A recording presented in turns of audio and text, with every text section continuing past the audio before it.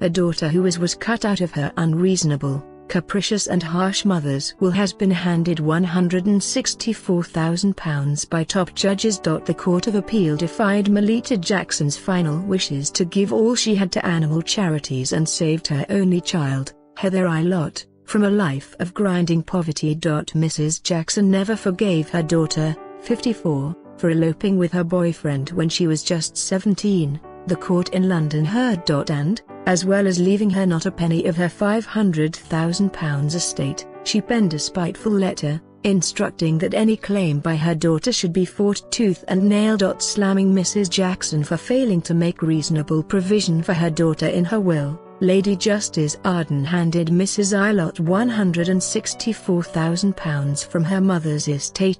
Most of that will be used by Mrs Ilott, a mother of 5, to buy her housing association home, in Ware, Hertfordshire, with £20,000 left over to supplement her benefits. Mrs Ilott never met her father as she was still in her mother's womb when Thomas Jackson was killed in an industrial accident in 1960. Mrs Jackson did not have any children after Heather and passed away in 2004, aged 70, having survived her husband by 44 years.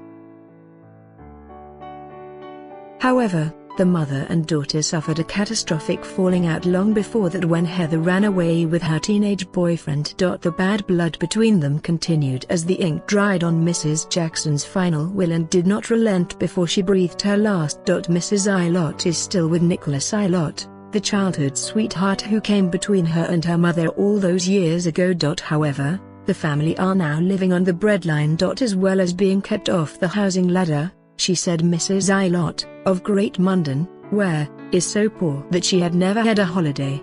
She had difficulty affording clothes for her family, was limited in the food she could buy, and much of what she had was old or second-hand, said the QC. Much of Mrs Jackson's wealth derived from assets Mr Jackson paid for from his wages and compensation money awarded after his death.